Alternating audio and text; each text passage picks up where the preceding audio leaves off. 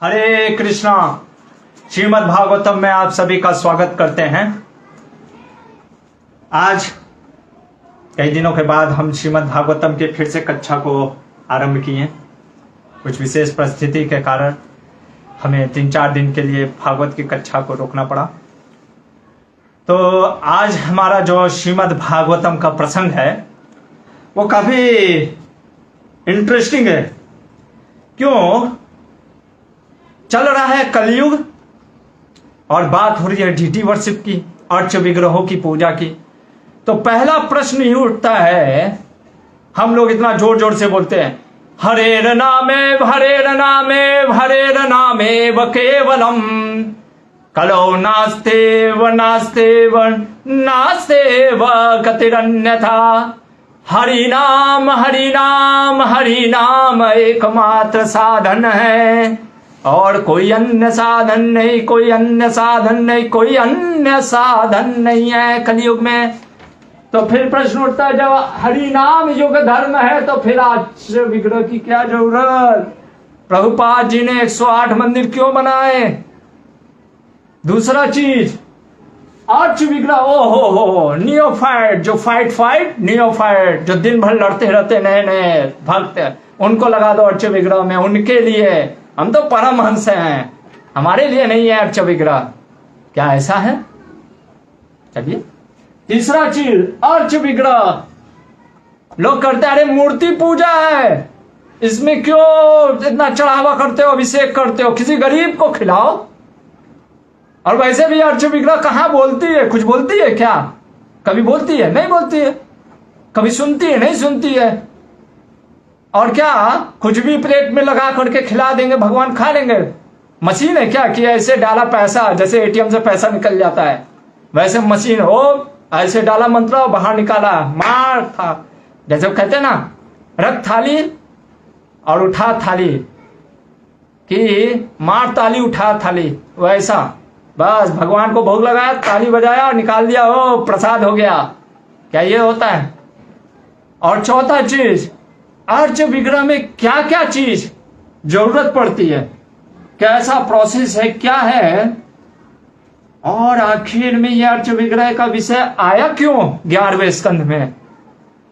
चलिए।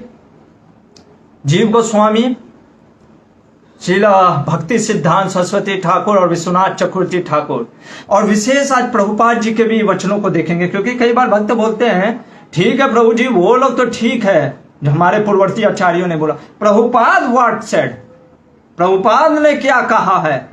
तो सुनते हैं प्रभुपाद जी ने भी क्या कहा है इस्कॉन के भक्तों के लिए भी। तो आइए सभी पूर्ववर्ती आचार्यों को प्रणाम करके आज के श्रीमद् भागवतम के प्रसंग को प्रारंभ करते हैं। ओम नमो भगवते वासुदेवाय। ओम नमो भगवते वासुदेवाय। ओम नमो भगवते वासुदेवाय। ओम ज्ञानतिमिरान्धस्य ज्ञानाञ्जनशलाकया चक्षुरुन्मीलितं येन तस्मै श्री गुरवे नमः। नमः ओम विष्णुपादाय कृष्णप्रेष्ठाय भूतले श्रीमते भक्तिवेदांत स्वामिनिते नामिने। नमस्ते सरस्वते देवे गौरवाणी प्रचारिणे निर्विशेष शून्यवादी पाश्चात्य देशतारिणे। श्री कृष्ण चैतन्य प्रभु नित्यानंद श्री अद्वैत गदाधर श्रीवासादि गौर भक्त वृंद। हरे कृष्णा कृष्ण कृष्ण हरे हरे, हरे राम राम राम हरे हरे, हरे कृष्णा। तो बता दूं कि 11वां स्कंद अध्याय 27 है। उद्धव गीता चल रहा है। उद्धव गीता नाम इसलिए पड़ा क्योंकि वास्तव में भागवत का यह प्रसंग है जिसमें कि भगवान ही के बारे में सब कुछ है, लेकिन उद्धव गीता इसलिए नाम पड़ा कि उद्धव प्रश्न कर रहे हैं और उद्धव सुन रहे हैं। ये जैसे कृष्ण ने अर्जुन को बताया उसको भगवत गीता कहते हैं, वैसे कृष्ण अर्जुन को के जगह उद्धव को कुछ बता रहे, इसे उद्धव गीता कहते हैं। तो पिछले प्रसंग में हमने देखा ऐल गीत, ऐला नहीं ऐल गीत, पुरुड़वा, जो कि भगवान कृष्ण अर्जुन सभी के क्या हैं? एक प्रकार से वंशज हैं, उन्हीं के वंश परंपरा में आते हैं, क्योंकि उन्हीं से चंद्र वंश स्टार्ट हुआ।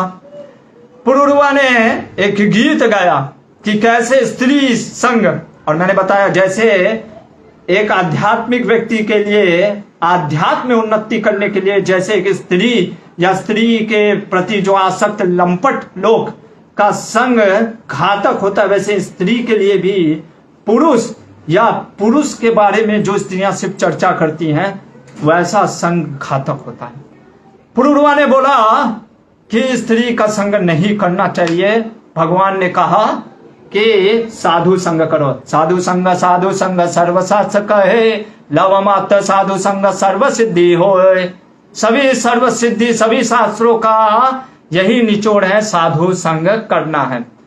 अब उद्धव ने सोचा साधु संग, ये तो प्रभुपाद जी की कृपा है कि हमें आज साधु संग बहुत आसानी से मिल रहा है, लेकिन ये बात 5000 वर्ष पूर्व और आज भी ऐसा जरूरी नहीं कि सब, हमने पहले ही बताया साधु का मतलब ये नहीं होता है तिलक लगा लिया, गले में कंठी माला धारण कर लिया और भगवा रंग पहन लिया तो साधु हो गए। नहीं, हृदय में अगर काम क्रोध वासना बढ़ रही है, अगर इसका माध्यम से हम लड़की पटाओ या नेम फेम ग्लोरी, अगर ये उद्देश्य है तो ये साधुत्व का जीवन नहीं है।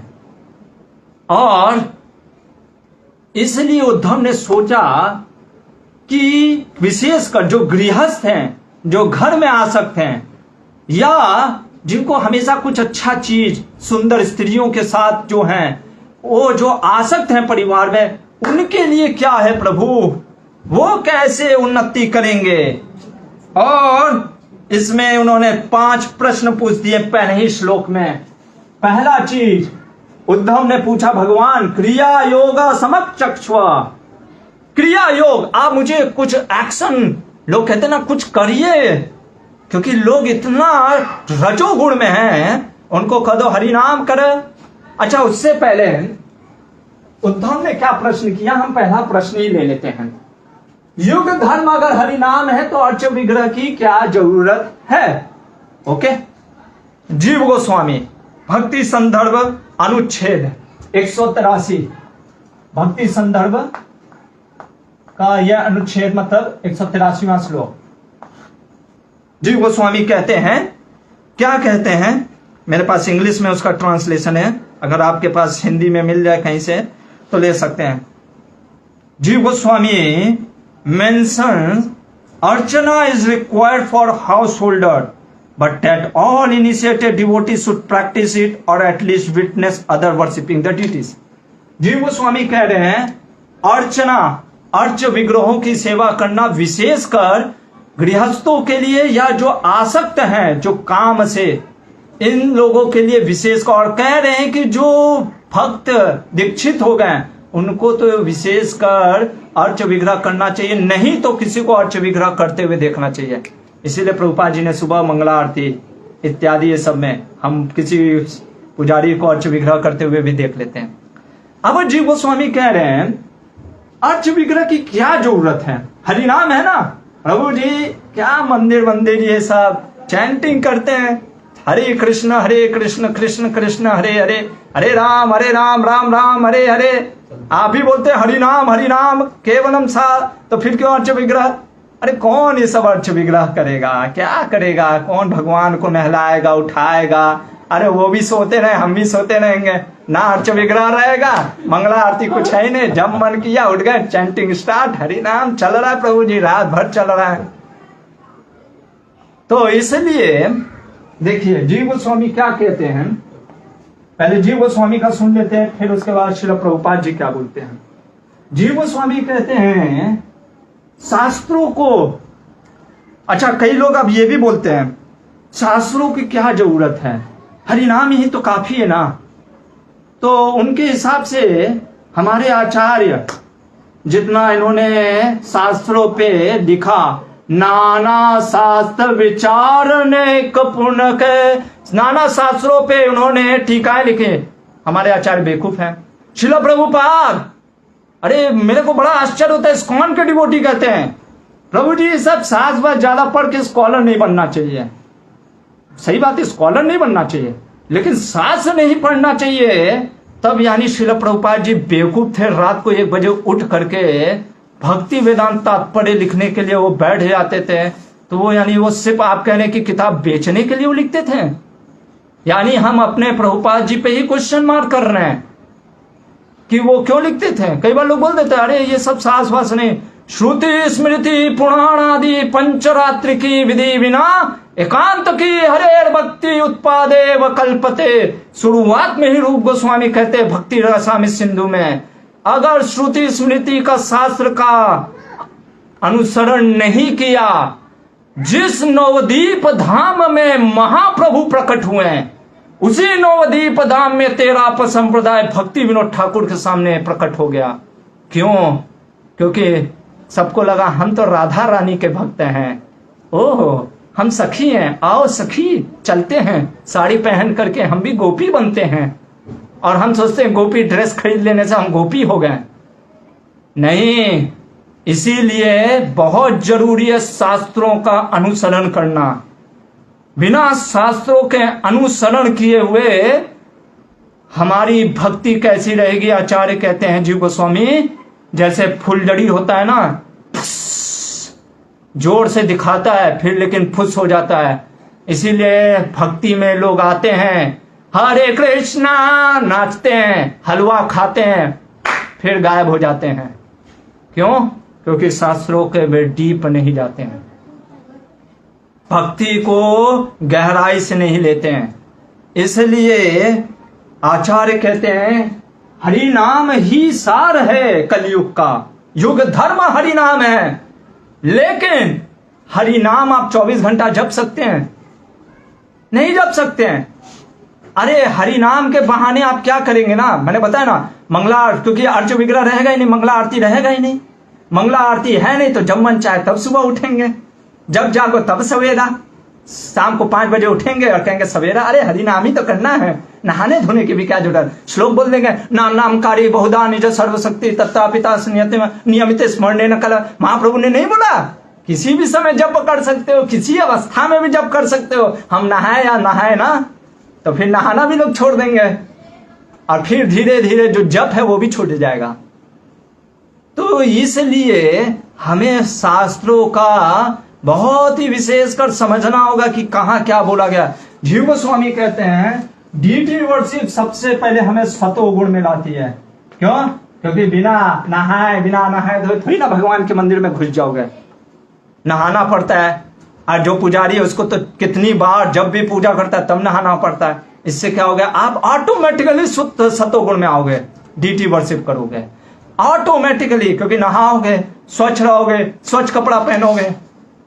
ये कारण है सतोगुण। दूसरा चीज, ये हरिनाम भी जो हम जैसे मंगला आरती भी करते हैं, मंगलाचरण भी करते हैं, उसमें फिर हरे कृष्णा कृष्ण कृष्ण हरे हरे, हरे राम राम राम हरे हरे। तो ये जितना भी डीटी वर्शिप है या कोई भी चीज शास्त्र इत्यादि जैसे धाम, हमारे आचार्य कहते हैं ये सहायक है। किसके लिए? हरि नाम के लिए। ये सतोगुण में लाता है, सहायक है। अब देखते हैं श्रील प्रभुपाद जी क्या कहते हैं। 1968 श्रील प्रभुपाद जी लेक्चर्स ऐसे कुछ मैंने निकाले हैं। 1968 में श्रील प्रभुपाद जी डीटी वर्शिप के बारे में लिखते हैं, हमारे स्वयं Srila Prabhupada ji. Deity worship should be practice by everyone. क्या बोल रहे हैं? Practice by everyone, not for neophyte, सिर्फ नए भक्तों के लिए नहीं। जीव गोस्वामी भी कह रहे हैं सभी के लिए है।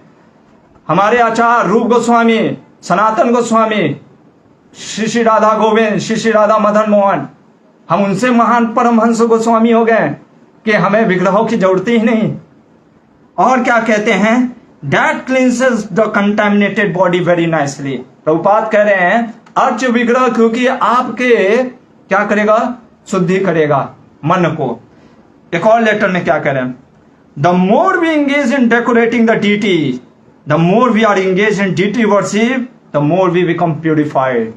जितना ज्यादा अर्च विग्रहों की सेवा करेंगे उतना ज्यादा हमारा कलमस प्यूरिफिकेशन, अब क्या बोलते हैं श्रील प्रभुपाद जी, देखिए लोगों को सुंदर चीज देखने का बड़ा, जैसे सुंदर खाने का, हा पिज्जा पास्ता हो, ये नाश्ता तो कितना आनंद आ जाता है, वैसे ही देखने का हो कोई सुंदर सा रूप, तो ये काम वासना इतना ज्यादा हमारे अंदर रजोगुण, तो इसलिए उस देखने की इच्छा को कैसे हम प्रवृत्ति में चेंज कर सकते हैं? जब भगवान के विग्रहों को, राधा रमण जी को देखते हैं, हा क्या है आज राधा रमण जी का ड्रेस, कोई बता सकता है किस कलर का? हाँ, हरि बोल जय, हमारे गुरुकुल के बच्चे महान एकदम।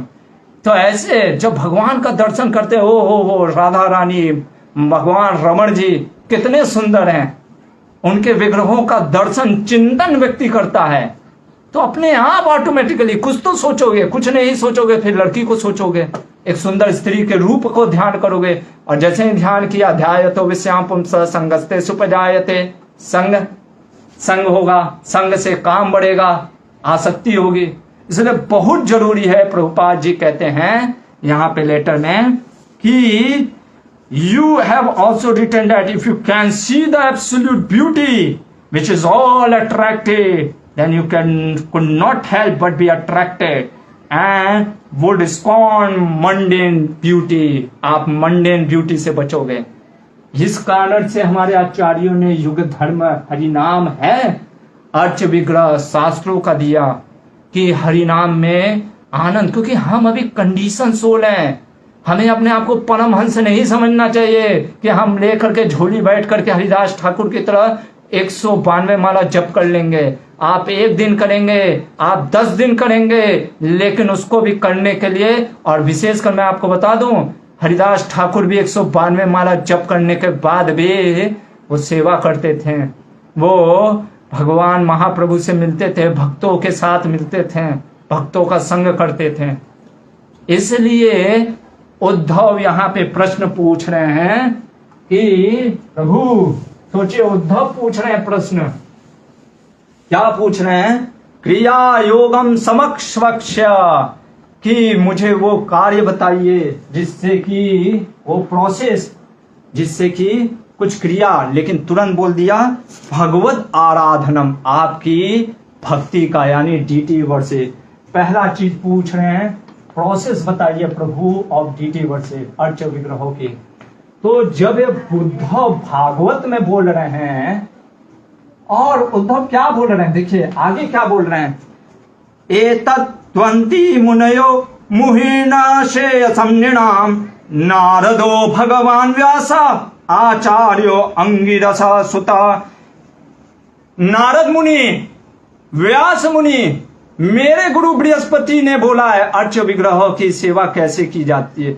आप जरा अर्च विग्रहों की महत्व के बारे में मैंने सुना है, तो जो लोग भी कहते हैं आइडल वर्शिप, या तो वो नारद मुनि से महान है, व्यास देव से महान है, बृहस्पति से महान है, वो लोग कहते हैं ना, कुछ जैसे संप्रदाय लोग आइडल वर्शिप, डायरेक्ट बोलता हूं मैं, कौन है वो आर्य समाजी लोग कहते हैं कि आइडल वर्शिप है, तो वो लोग यानी महान है, वेदों से भी वो महान है, उसी वेद को वो मानते हैं, और फिर वो कह रहे हैं आइडल वर्शिप है। बताइए, ये सब पाखंड चल रहा है बाहर।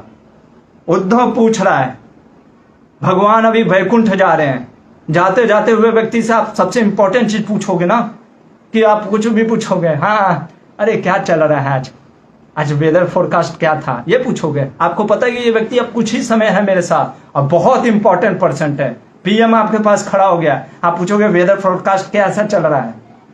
नहीं, आप पूछोगे मौसम विभाग से, या पूछ सकते हो। इसलिए भगवान से अगर डीटी वर्शिप के बारे में पूछ रहा है उद्धव, तो हमें समझना चाहिए कितना इंपॉर्टेंस है।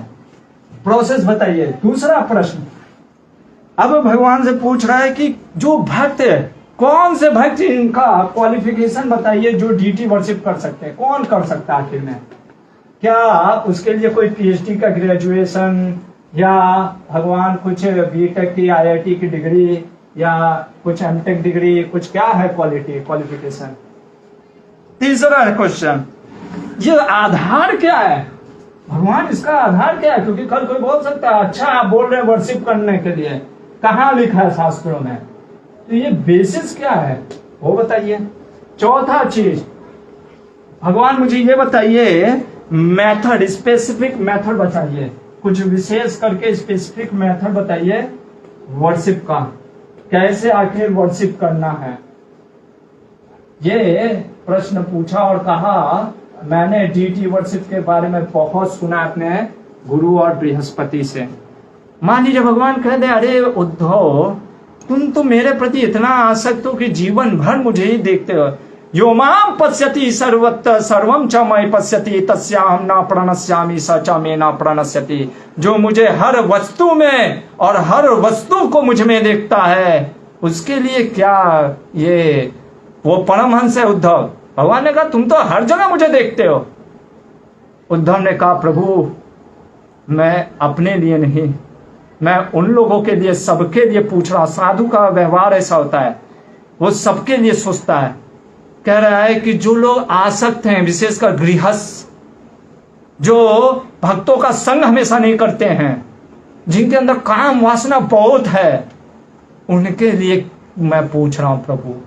और यहां से भगवान अब कहते हैं कृष्ण उद्धव को, ये डीटी वर्शिप बहुत अनंत है।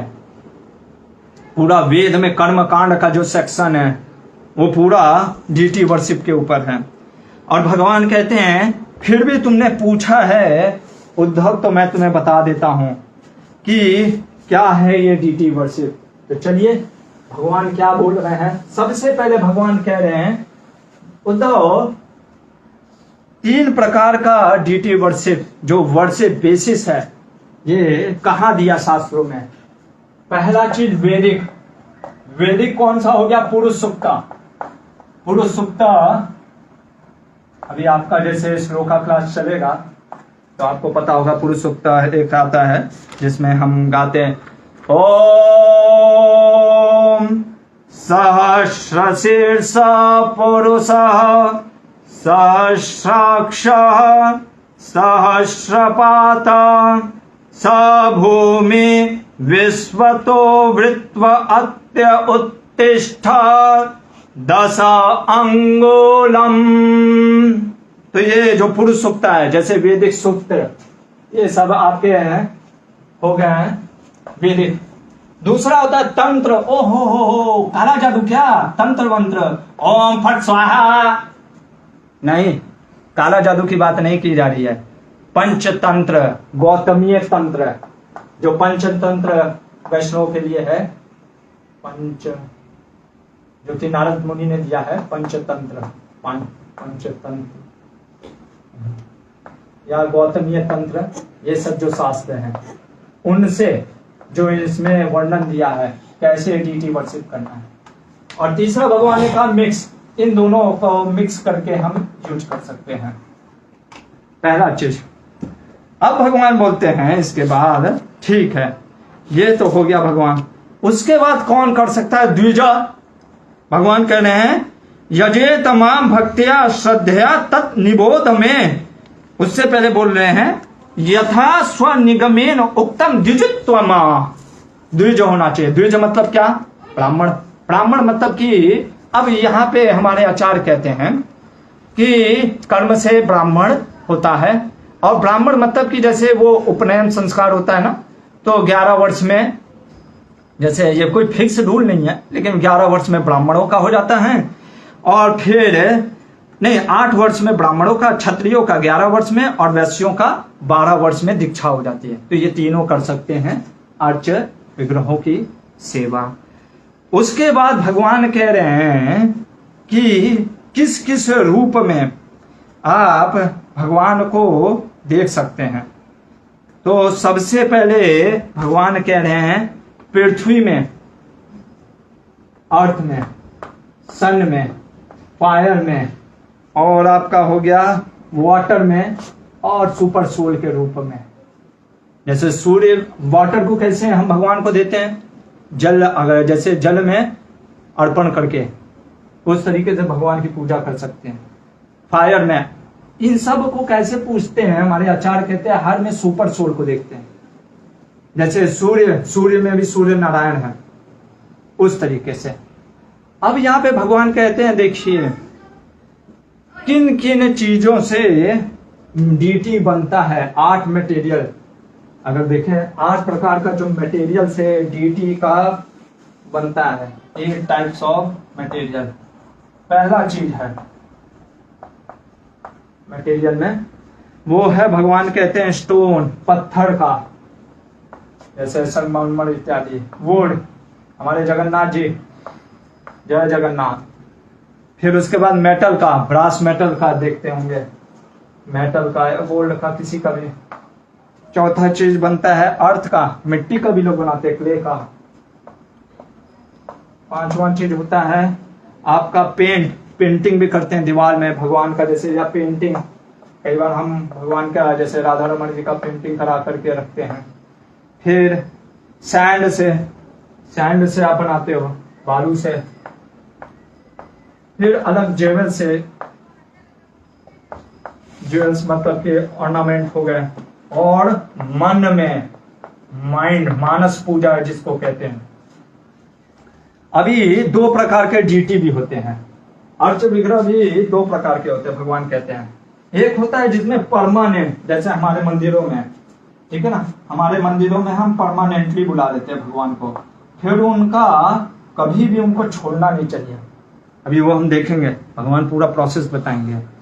दूसरा होता है टेम्पररी, जैसे आप देखते हो गए गणेश विसर्जन हो जाता है, ठीक है ना, तो उसमें भी विधि विधान के साथ, या टेम्पररी जैसे कई बार लोग बालू से बना देते हैं। अब यहाँ पे हमारे जीव गोस्वामी कहते हैं हम वैष्णव लोग, क्योंकि भगवान को हम जानते हैं हमारा संबंध है भगवान से, इसलिए हम वास्तव में परमानेंट बुलाते हैं। लेकिन जैसे कुछ लोग होते हैं ना, जैसे ब्रह्मवादी, वो तो इसको माध्यम मानते हैं, इसलिए वो विग्रहों की उपासना तब तक करते हैं बस जब तक उनको लगता है कि जरूरत है। इसलिए वो विग्रहों में हर दिन भगवान को बुलाते हैं और फिर कुछ दिन बाद उनका विसर्जन कर देते हैं। लेकिन हमारे आचार्य ने, इसीलिए आप देखो, चाहे रूप गोस्वामी, चाहे सनातन गोस्वामी, जितने भी गोस्वामियों ने मंदिर बनाया, विग्रहों की स्थापना की, ये नहीं कि विग्रहों को उठा करके पानी में विसर्जित कर दिया। क्यों? क्योंकि हम परमानेंटली भगवान को बुलाते हैं। यहाँ पे भगवान ये बोलते हैं। अब भगवान कहते हैं कि वर्शिप कैसे करना है, तो सबसे पहले भगवान बोलते हैं हम वर्शिप कैसे कर सकते हैं? मंत्रों से, वैदिक मंत्र या गायत्री मंत्र, और अपने मन को क्या भगवान के गायत्री से पूजित करते हैं। इसके बाद भगवान को ऑफरिंग करते हैं। क्या चीज ऑफरिंग करते हैं? बहुत सुंदर चीज भगवान कह रहे हैं। क्या क्या चीज ऑफरिंग करते हैं? बहुत, जो नाना प्रकार के, यहाँ पे तो सुरभि गाय लिखा है भगवान ने, कि सुरभि गाय का दूध। विशेषकर क्यों बोल रहे हैं भगवान ना, क्योंकि हम लोग का क्या है, हम मनुष्य का भगवान को बोल देते भावग्राही जनार्दन है, और क्या करते हैं, भावग्राही जनार्दन के नाम पे अपने तो खूब खाएंगे पिज्जा पास्ता एकदम मलाई चमचम, लेकिन भगवान को जब देने की बात आएगी, ओ हो, बाहर के लोग तो क्या कहना उनका।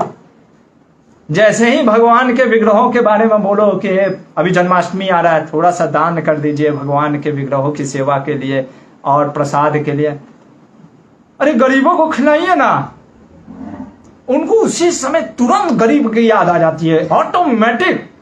अद्भुत है। किसी को अगर गरीब का याद दिलाना है ना, उसको बोलो भगवान की सेवा में थोड़ा सा, खास करके अच्छे विग्रहों की सेवा में कुछ दान दीजिए, उसको ऑटोमेटिक ऐसा याद आता है भगवान के नहीं, गरीबों का। और क्या क्या बोलता है कि यही देवी देवता है, यही भगवान है। और एक तो क्या चलता है, नारायण, दरिद्र नारायण, ओ हो, दरिद्र नारायण, नारायण दरिद्र हो गए, बताओ। लक्ष्मीपति नारायण को दरिद्र नारायण कह रहे हैं। तो ऐसे लोगों को दारू सिगरेट जब पैसा उड़ाते हैं, उस समय गरीब की याद नहीं आती है, क्योंकि उनका जो अर्च विग्रहों के प्रति श्रद्धा नहीं है। उनको लगता है ये तो पत्थर है, ये तो बोलता कहाँ है। राधा रमन जी बोलते हैं जी, बोलते हैं प्रभु राधा रमन?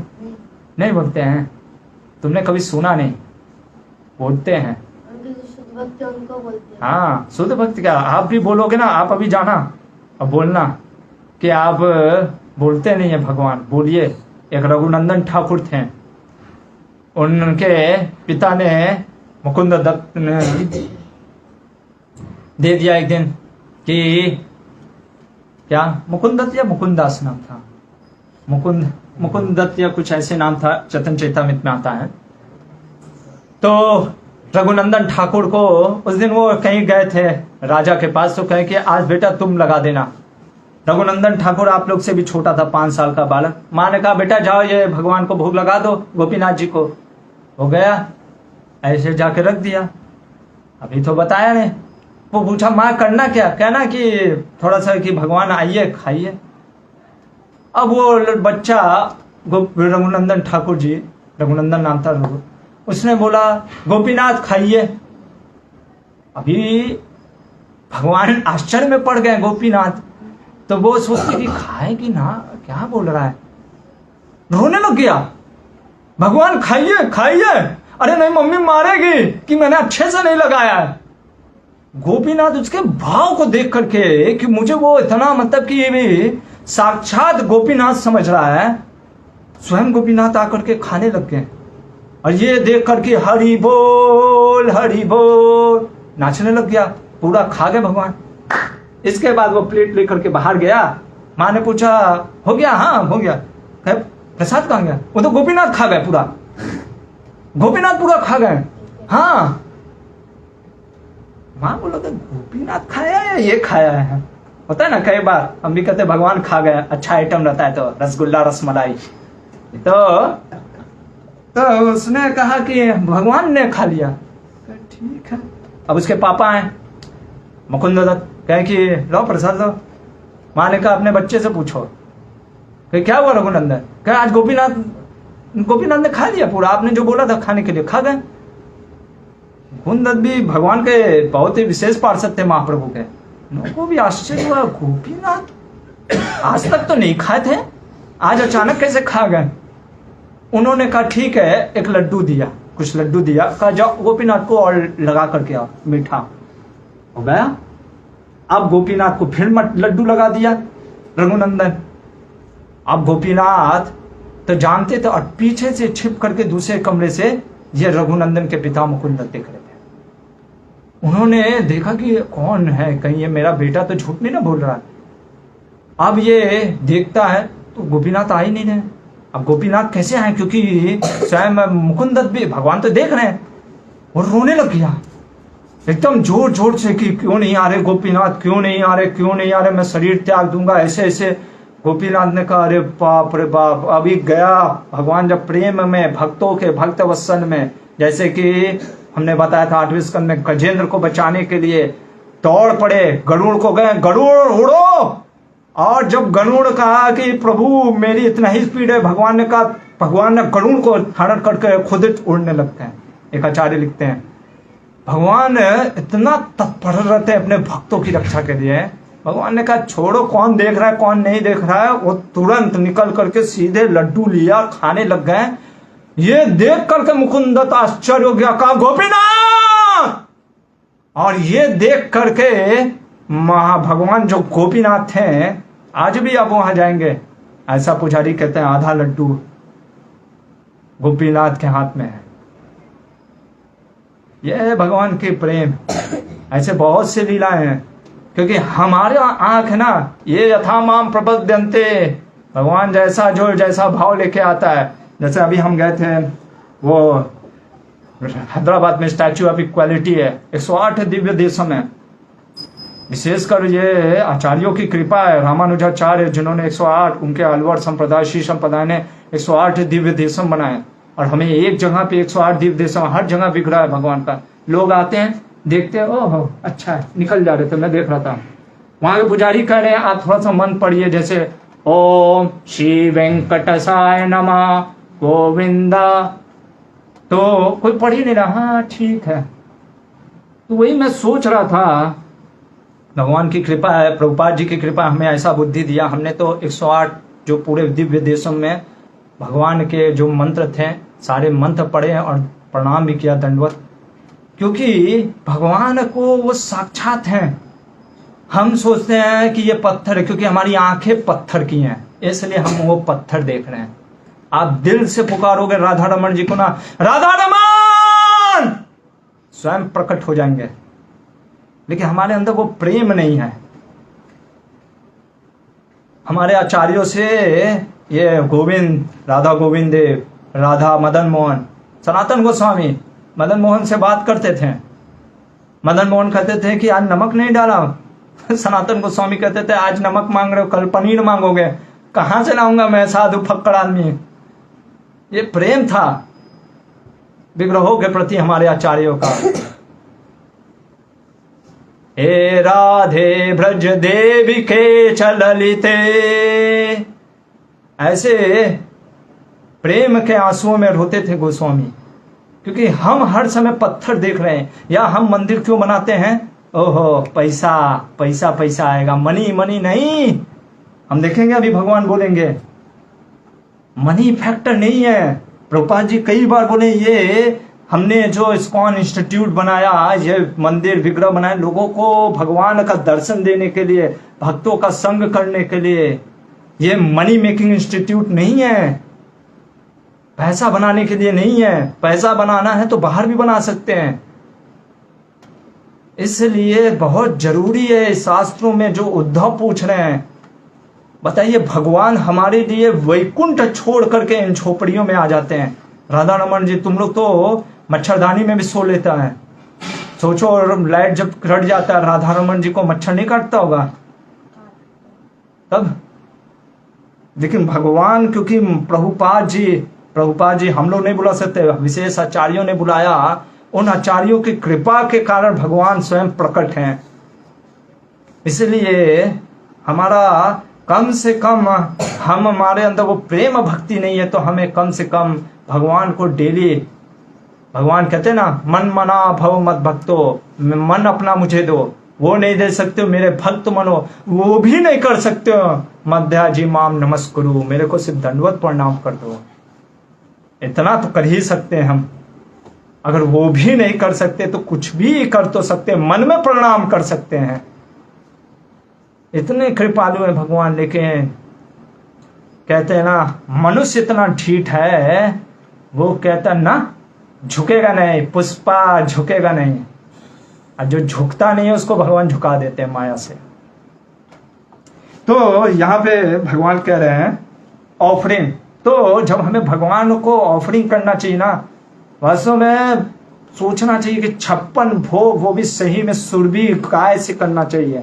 लेकिन फिर भी जो भी है, भगवान कहते भक्ति, प्रेम भक्ति तो नहीं है, कम से कम जो भी हमारा है श्रद्धा से हमें करना चाहिए।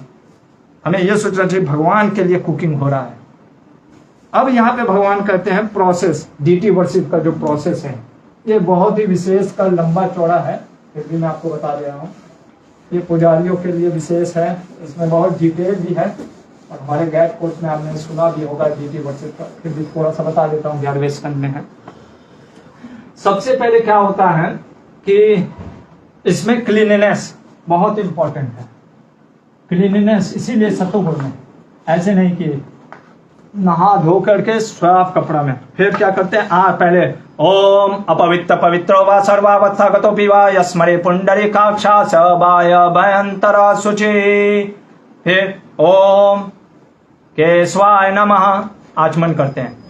ओम नारायणाय नमः, ओम माधवाय नमः, ओम गोविंदाय नमः, ओम विष्णवे नमः, ओम मधुसूदनाय नमः। ऐसे करके पूरा 24 मंत्र पढ़ते हैं, पूरा शुद्धिकरण करते हैं। तो और देखिए कैसे पहले भगवान के लिए पूरा प्रिपरेशन करते हैं। पहले क्लीनलीनेस, फिर आचमन करके सैंक्टिफाई ओनसेल्फ, मतलब अपने आप को शुद्धिकरण करना होता है।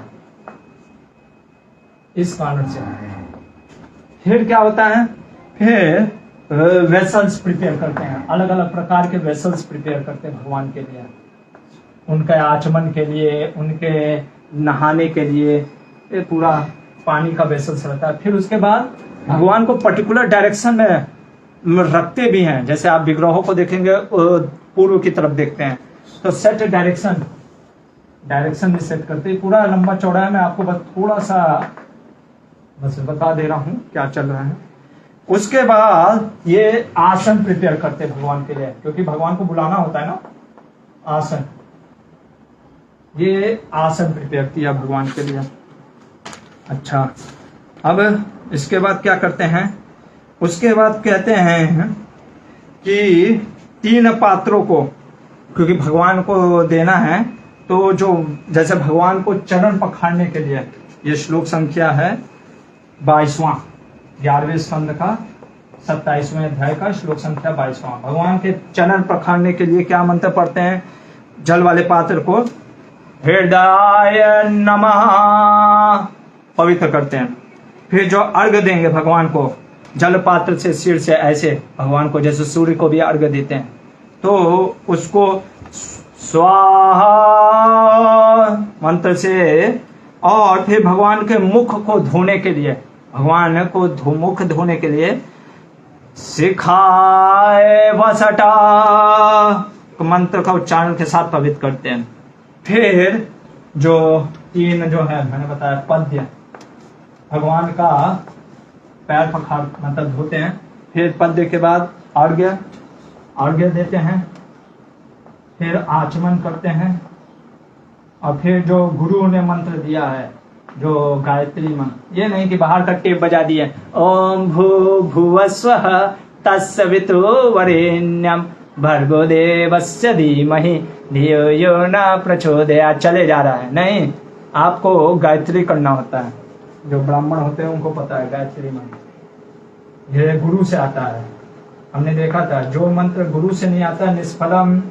और कौन से संप्रदाय में गुरु करना है, 4 गुरु 4 संप्रदाय में गुरु करिए, औरों के चक्कर में ना पड़िए, क्योंकि पद्म पुराण कहता है बाकी सब निष्फलम। कलयुग में बस 4 ही संप्रदाय हैं, ब्रह्म संप्रदाय, श्री संप्रदाय, रुद्र संप्रदाय, कुमार संप्रदाय। गायत्री मंत्र। इसके बाद इतना होने के बाद जो भगवान को, जैसे आप अगर यज्ञ कर रहे हैं, सैक्रिफाइस, अग्नि, तो वो जो सुपर सोल है हर में परमात्मा, उनको बुलाते हैं, भगवान को बुलाते हैं। जैसे डीटी जब आप पहली बार विग्रहों की प्राण प्रतिष्ठा करते हैं ना, तो अपने अंदर जो ब्राह्मण होते हैं परमात्मा के रूप में, वो बुलाते हैं कि प्रभु आप इसमें प्रकट होइए। इसीलिए हमारे आचार्यों ने कहा कि ये आइडल वर्शिप नहीं है, ये डीटी वर्शिप है। बाहर के मूर्तियों में देखते होंगे आपके बड़े बड़े जो नेता या अभिनेता या बड़े बड़े राजाओं के क्या रहता है, एक तो पूरा झालर, ऊपर से कौवा का क्या मल मल लगा रहता है, और किसी एक दिन जब उनका पुण्य तिथि रहता है उस दिन साफ सफाई हो जाएगा, आप फिर माला पहना देते हैं। ऐसे नहीं होता है डीटी वर्शिप कि वो विग्रह रखे हुए हैं, झालर वालर लग रहे हैं, मकड़ी चूहा घूम रहा है। और एक और चीज जीव गोस्वामी ये भी बोलते हैं, आप ये मत सोचिए कि प्राण प्रतिष्ठा कर दिए तो भगवान हमेशा रहेंगे। हाँ, आते हैं आचार्यों की कृपा से, लेकिन अगर आपने भगवान की सेवा नहीं की, एक बात सोचिए, वैकुंठ छोड़ कर भगवान आपके घर में आ रहे हैं, पहला चीज।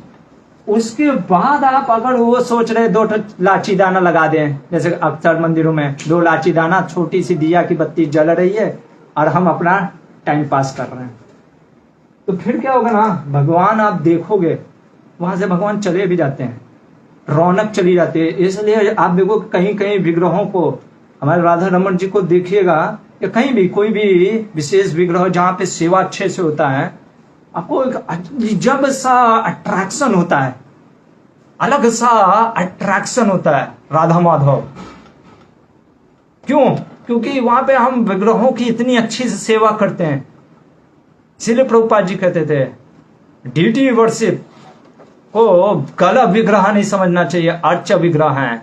यह नहीं समझना चाहिए अरे गुरु ने मेरे गले में फंसा करके भाग गए, प्रभुपाद जी दे करके भाग गए अपने, तो ऐसा नहीं सोचना चाहिए, ये अर्च विग्रह है।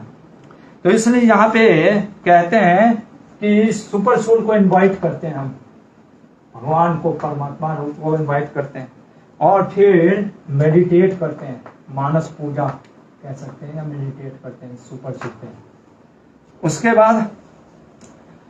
उसके बाद क्या करते हैं, भगवान के जो पैराफर्नेलिया हैं, जो अलग अलग, जैसे भगवान का सुदर्शन चक्र या आपका हो गया भगवान का जो भी रहता है, जैसे भगवान की बांसुरी हो गई, अलग अलग जो भगवान का पैराफर्नेलिया होता है, उसका फिर हम क्या करते हैं, वर्शिप करते हैं उसके पैराफर्नेलिया का। इसके बाद भगवान के पार्षदों का, जैसे सुदर्शन चक्र सुदर्शन होता है जगन्नाथ बलदेव सुभद्रा में, और फिर नंद सुनंद गरुड़ जी जैसे श्री संपदा में। तो ये जो हम लोग के में जैसे हम आचार्य होते हैं उनका हम करते हैं। तो ये भगवान के एसोसिएट हो गए, स्पिरिचुअल मास्टर हो गए, गुरु लोग, उनका हम वर्शिप करते हैं, देवता का। अब देखिए, अब वर्शिपिंग, हर दिन भगवान को नहलाना चाहिए। हम नहाते हैं तभी भगवान को भी नहलाना चाहिए। ये नहीं कि अभी कहीं कहीं पॉसिबल नहीं हो पाता है, लेकिन फिर भी स्टैंडर्ड जो है वर्शिप करना चाहिए। कैसे, पहले बेदिंग, हर दिन भगवान को बेदिंग करना चाहिए। बेदिंग करते हैं, चरणामृत होता है उस सब विग्रह को, और ऊपर के जो विग्रह होते हैं जो बड़े बड़े संगमरमर को, उसको सिर्फ पोंछते हैं कपड़े से, हर दिन नहीं होता इसका। फिर भगवान को डेकोरेट करना चाहिए। ओहो, डेकोरेट करना चाहिए। देखो, उनको डेकोरेट नहीं करोगे तो अपने आप को फेयर एंड लवली लगाएंगे, अब फिर हम कहेंगे क्या हम गोरे हैं, 4 दिन में गोरे बनिए। इस तरीके से मन हमारा अपने ही शरीर में लगा रहेगा। लेकिन जब भगवान राधा रमण को डेकोरेट करते हैं तो हम भी एक प्रकार से आंखों को नेत्र उत्सव होते हैं। उसके बाद भगवान को अलग अलग, जैसे पूजा के वक्त हम ऑफरिंग करते हैं, देखा होगा, घी का लैंप, पानी देते हैं, ये सब चीज करते हैं। क्यों? क्योंकि ये अलग अलग जो तत्व होते हैं, स्थूल तत्व, पृथ्वी, अग्नि, वायु, जल, ये सब भगवान को देते हैं। भोगा, ओ हो, भोग लगाना चाहिए भगवान को, जितना बार हो सके, 56 बार 56 टाइम। नहीं पॉसिबल है तो कम से कम 3 टाइम, जितना बार हम खाते कम से कम इतना बार तो लगाना चाहिए।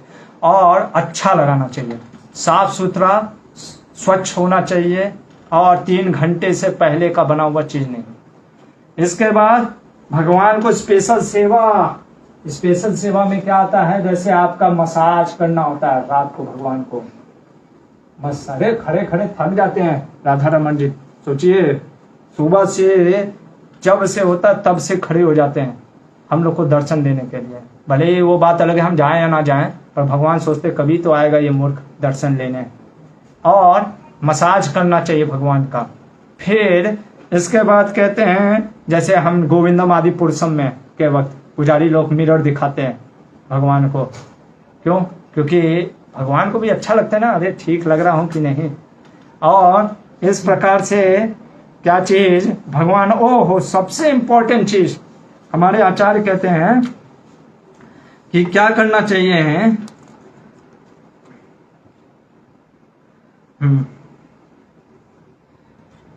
यहां पे कहते हैं कि भगवान के सामने क्या करना चाहिए। देखिए बोल रहे हैं, भगवान के सामने व्यक्ति को गाना चाहिए। उपगायन घृणंतित्वन कौर्मारयन भिन्नयनम, गाते हुए नाचते हुए रहना चाहिए। इसलिए जब भी हम संसार दावानल में हरे कृष्णा कृष्णा कृष्णा हरे हरे, हरे रामा रामा रामा हरे हरे, तो नाचना चाहिए थोड़ा सा हाथ उठा करके। ये नहीं कि क्यों उठा दिया सुबह प्रभु जी ने, जरूरी है मंगला आरती में। मंगला आरती आकर के कौन प्योर डिवोटी बना है। बाहर में बैठ करके चैंटिंग कर रहा होता ज्यादा अच्छा था। क्यों मुझे नचवाया जा रहा है, मैं नचनिया हूं, ऐसे ऐसे ख्याल आते हैं लोगों को। कई बार लोग कहते हैं कि नाचना ये सब तो छोटे लोग, शूद्र लोग काम करते हैं, पहले के कुछ वैदिक लोग, हम क्यों नाचें। नाचना नहीं चाहिए। तो जो नाचता नहीं है भगवान के सामने, माया उसको नचाती है, फिर वो किसी 5 स्टार बार में ऐसे ठुमके लगाता रहता है, या फिर उसको कोई और नचाता है। तो इसलिए माया के द्वारा नाचना है या भगवान के सामने नाचना है, ये हमारे ऊपर है। नाचना तो पड़ेगा, कोई और नचाएगा नहीं तो भगवान के सामने नाच लेते हैं, और गाना चाहिए। और बोल रहे हैं यहाँ पे कि कई बार हमें श्लोक बोलने चाहिए भगवान को, गोविंदम आदि पुरुषम तमहम भजामि। कुछ भी नहीं आता तो हरे कृष्ण महामंत्र बोल सकते हैं, अर्पण करना चाहिए ये सब चीजें। इसके बाद कहते हैं कि देखिए अब यहां पे बहुत सुंदर चीज बोल रहे हैं। ये 11वां स्कंद का 27वें अध्याय का 44वां श्लोक है। इसमें बोल रहे हैं भगवान, मत कथा श्रावयन शृण्वन मुहूर्त क्षणिको भवे। कुछ क्षण भर के लिए, मुहूर्त के लिए व्यक्ति को लीन हो जाना चाहिए। अब मैं आपको बताता हूं, कई बार क्या होता है ना, जैसे किसी गृहस्थ ने बुलाया आपको कि आज हमारे यहाँ प्रभु जी डीटी को हम बुला रहे हैं। क्या बुला रहे हैं? डीटी की स्थापना कर रहे हैं, प्राण प्रतिष्ठा कर रहे हैं, या छोटा सा विग्रह कुछ भी उत्सव मूर्ति आप आइए, हम लोग पहुंच जाते हैं सब लोग। अभी यहाँ पे पुजारी भगवान को बुला रहा होता है, सब चीज कर रहा होता है, और जिनका घर है, जिनके घर में बुलाया जा रहा है, उनको अगर पूछो तो वो लोग कहाँ हैं, तो मैनेजमेंट में लगे हुए हैं। अरे अरे भक्त कहाँ हैं, अरे सब नहीं, वो ठीक है, अच्छा है। इसीलिए हमारे आचार्य कहते हैं कि जब ये प्राण प्रतिष्ठा इत्यादि करते हैं ना, जिसके यहाँ बुलाते हैं उसको उस दिन भले ही ठीक है, अगले दिन ब्राह्मणों को भोजन करा सकते हैं, अगले दिन कुछ फेस्टिवल रख दो, लेकिन जिस दिन बुला रहे आप वहां पे रहो। अरे आपके घर में भगवान आ रहे हैं और वो गृहस्था खुद ही मैनेजमेंट में लगा। भगवान कहते हैं देखो, दुनिया छोड़ करके, वैकुंठ छोड़ करके मैं इनके घर आया हूं, ये मैनेजमेंट में लगे हुए हैं। तो इसलिए बहुत हमें समझना चाहिए, जिस दिन भगवान को हम बुलाते हैं ना, उस दिन भगवान के सामने बैठना चाहिए। इसलिए मुहूर्त, कुछ क्षण के लिए भगवान के सामने लीन रहना चाहिए। ये नहीं कि भगवान, और कई बार हम भी बाहर के लोग आते हैं, देखते हैं, हाँ बस क्या देखे कुछ पता भी नहीं, आते हैं आंख बंद कर लेते हैं। सबसे बड़ा चीज तो जिसको देखना है उसी को नहीं देखते, आंख बंद कर लेते हैं, और फिर आंख खोलते तो इधर उधर देखते हैं। अरे सब जगह आंखें बंद कर लो, यहाँ राधा रमन जी को टकाटक देखो। जब इनको देखोगे तो जो मन में जो वासना है, काम वासना, वो सब मैल साफ हो जाता है। भगवान के विग्रहों को एकदम टकाटक देखना चाहिए, आंखें बंद नहीं करना चाहिए। और बंद तब करना चाहिए जब मन में, चित्त में भगवान का विग्रह रूप धारण हो गया। ओ हो। लेकिन लोग भगवान के सामने पता नहीं आंखें बंद कर लेते हैं और देखते भी नहीं, और थोड़ा सा देखे बस, हाँ फिर देखते हैं, हाँ पेंटिंग अच्छा है, ये अच्छा है, वो अच्छा है। आश्चर्य है, माया सोचिए इतना प्रभावशाली है। कहती है कि अच्छा तू मंदिर चला गया, हो चलो मंदिर में तुमको अलग अलग जगह से मैं भगाता हूं। बड़ा माया का प्रभाव है। और इसके बाद भगवान कहते हैं फायर सेक्रीफाइस के बारे में, यज्ञ में जो हम करते हैं। तो यज्ञ में क्या चीज की जरूरत होता है? जैसे ये आपका यज्ञ हो गया, ये डीटी वर्षिप था। अभी यज्ञ में भी जैसे हम पहले क्या करते हैं, यज्ञ वो पूजा वाला स्थल बनाते हैं, यज्ञ का जो वेदी होता है वो बनाते हैं।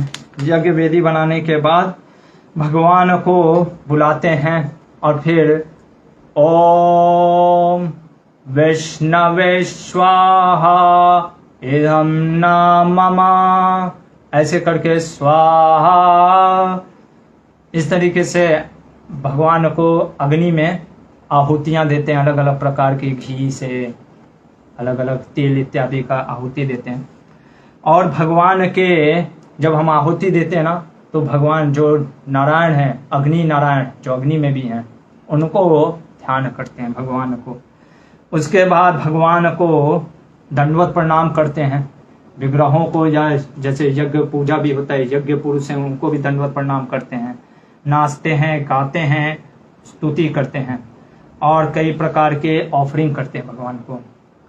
अब इसके बाद कहते हैं सबसे इंपॉर्टेंट चीज, जो चीज ये सारे डीटी वर्शिप में रहता है, सबसे बड़ा इंपॉर्टेंट चीज कहते हैं भगवान 48 श्लोक में क्या कह रहे हैं? अर्चादिषु यदा यत्र श्रद्धा मां तत् चाचयेत्। क्या है? श्रद्धा। अगर आपकी श्रद्धा नहीं है कि ये विग्रह है, ये भगवान है साक्षात, तो भगवान चले भी जाते हैं। कहेंगे अरे ये तो पत्थर समझ रहा है, तो फिर क्यों रहने का, पत्थर ही रहो। श्रद्धा सबसे इंपॉर्टेंट है इस अर्च विग्रह में। और यहाँ पे भगवान कहते भी हैं कि मैं संगमरमर और बाह्य वस्तु में प्रकट होता हूं। क्यों? क्योंकि श्रद्धा के कारण। यदि व्यक्ति के पास श्रद्धा नहीं है तो मैं चला जाता हूं। अभी इसके बाद भगवान बोलते हैं कि जो लोग भी, देखिए क्या चीज, श्लोक नंबर 27-48, हाँ 27वां अध्याय चल रहा है। अब भगवान कहते हैं, देखिए जो भी जमीन देता है मंदिर के लिए, ठीक है, जो भी मार्केट या सिटी कुछ भी किसी प्रकार का या किसी चीज का भी सहायता करता है भगवान के लिए, मंदिर के लिए, भगवान कहते हैं उसको मैं अपने ही जैसा, क्या बोलते हो, ऑपुलेंस देता हूं। सारिष्टी मुक्ति कह सकते हैं, ऑपुलेंस। उसके भगवान कहते हैं जो लोग डीटी जो इंस्टॉल करने के लिए लक्ष्मी इत्यादि कुछ भी देते हैं विग्रहों के लिए, इंस्टॉलिंग डीटी की स्थापना कराते हैं, उनको राजा बनने का सहयोग मिलता है। इसके बाद कहते हैं भगवान जो लोग मंदिर बनवाते हैं वो लोग तीनों लोक के स्वामी हो जाते हैं, स्वर्ग से लेके, सोचिए। इसके बाद भगवान कहते हैं जो वर्शिप करते हैं, वर्शिप करने के लिए, जैसे हर दिन वर्शिप करने के लिए जो धन देते हैं, वो लोग भी क्या हो जाते हैं, उनको भगवान ब्रह्मलोक, ब्रह्मा जी का लोक दे देते हैं।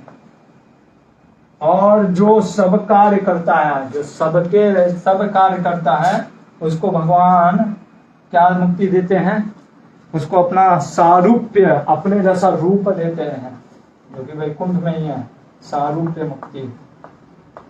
ये सब जो करते हैं, हाँ, ये तो हो गया क्योंकि फल देना है, लोगों को लगाना है। लेकिन अगला श्लोक में भगवान कहते हैं मेरा जो भक्त होता है, जो निष्काम होता है, जो प्रेम से मेरी सेवा करता है ना, उसको मैं भक्ति देता हूँ। प्रेमा भक्ति, प्रेमांजुनो चरतो भक्ति विलोचनेना, प्रेम भक्ति मैं प्रदान कर देता हूँ उद्धव, और वो मुझे प्राप्त कर लेता है। और भगवान कहते हैं उद्धव एक चीज याद रखना, कभी भी ब्राह्मण साधु का पैसा मत हड़पना। मंदिर का कोई जमीन हड़पता है, मंदिर या साधु का कोई पैसा हड़प लेता है ना, भगवान क्या कह रहे हैं, साफ लिखा है 54वें श्लोक में। भगवान कहते हैं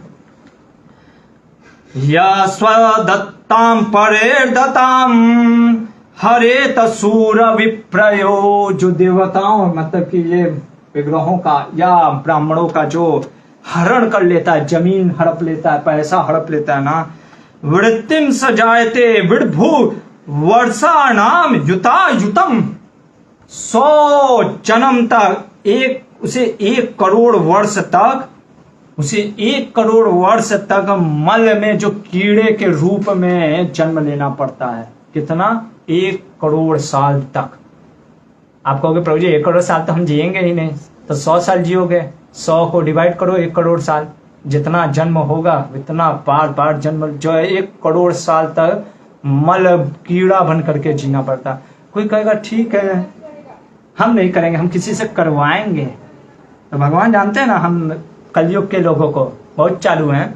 इसलिए भगवान ने कहा जो करता है या जो सहयोग देता है, कहता तुम करो, तुम आगे बढ़ो, हम तुम्हारा सहयोग देंगे। जो सहयोग भी देता है, जो आइडिया भी देता है कि ऐसा उसके ब्राह्मण का चोरी कर लो, वो मंदिर हड़प लो, या जो कहता है जो हाँ में हाँ भी मिला दिया, सोचिए जो ये कह दिया हाँ अच्छा कर रहे हो, मंदिर हड़प लो, आप सिर्फ हाँ में हाँ मिला दिए, भगवान कहते हो सब हो जाते क्वालिफाई, क्या कीड़ा बनने के लिए मल में। इसलिए बड़ा सावधान रहना चाहिए, कभी भी साधु को भी सावधान रहना चाहिए। मंदिर का पैसा नहीं हड़पना चाहिए, मंदिर का जमीन नहीं हड़पना चाहिए, और कभी साधु ब्राह्मण का अपमान करके उनका ये हड़पना नहीं चाहिए, नहीं तो फिर अधोगति हो जाती है। तो ये था अर्च विग्रहों के बारे में। अब क्योंकि उद्धव गीता समाप्त होने वाला है, भगवान अब वैकुंठ जाने वाले हैं, अंत में उद्धव को विशेष चीज बोल करके भगवान अब निकल रहे हैं। वो क्या है विशेष चीज, कह सकते हैं पूरे उद्धव गीता का सार, वो हम अगले सेशन में देखेंगे भागवत में। हरे कृष्णा। ग्रंथराज श्रीमद् भागवतम की जय, श्रील प्रभुपाद की जय।